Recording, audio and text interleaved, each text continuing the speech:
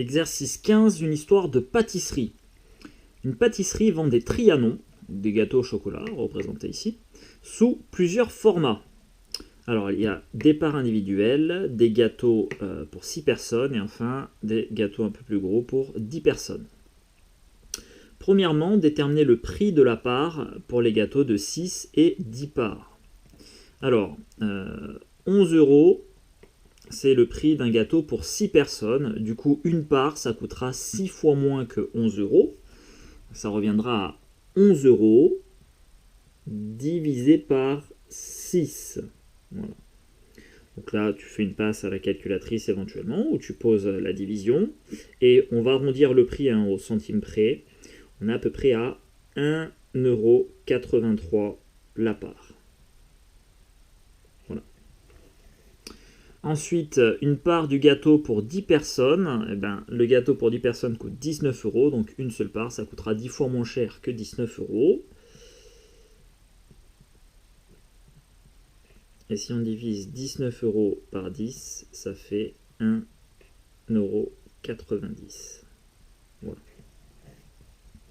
Alors tu vois, le prix de la part est plus élevé pour un gâteau à 10 personnes que pour un gâteau à 6 personnes. Et puis une part individuelle revient plus cher que le prix de la part sur un gâteau de 10 personnes. Voilà. Alors, pour un grand repas de famille, tu reçois 22 personnes à manger. Tu te charges d'acheter le dessert et optes pour du Trianon parce que c'est trop bon. Combien de parts dois-tu prévoir au minimum pour que chacun y goûte? Eh bien, toi aussi, tu as envie d'y goûter. Donc, tu vas pas prévoir que 22 parts, tu vas en prévoir 23. 22, les personnes que tu reçois, plus une, c'est-à-dire toi. Ça fait donc 23 parts à prévoir. Alors, combien de gâteaux de chaque sorte dois-tu acheter pour que ça te revienne le moins cher? Tu as 23 parts à acheter.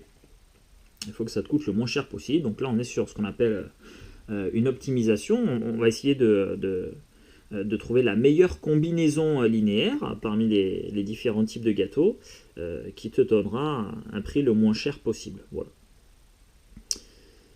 Alors, clairement, c'est un exercice de recherche. Donc tu vas prendre le temps de faire des tests, tu vois, pour 23 parts. Tu peux déjà prendre, par exemple, 2 gâteaux de 10 parts, plus 3 parts individuelles. Donc ça te coûtera 2 fois 19 euros, 38 euros, plus 3 fois 2,10 euros, c'est-à-dire 6,30 euros, et 38 plus 6,30 euros, ça fait 44,30 euros. Donc si tu prends 2 comme ça et 3 comme ça.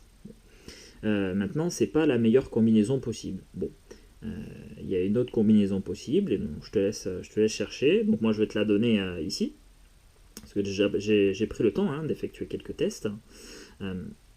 Pour optimiser ton achat ici, il faudrait que tu prennes un gâteau pour 10 personnes, plus 2 gâteaux pour 6 personnes, et enfin une part individuelle.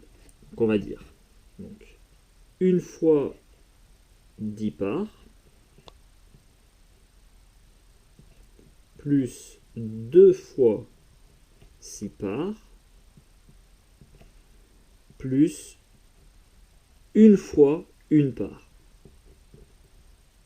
Donc là-dessus, on a bien 23 parts au total. Et ça te coûtera du coup, donc pour un prix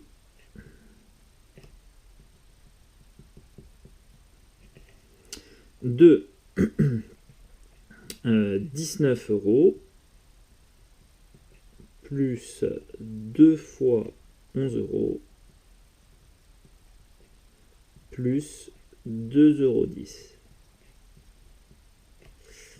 Et tout ça, ça fait 43,10 €. Voilà, tu ne pourras pas faire moins cher que ça.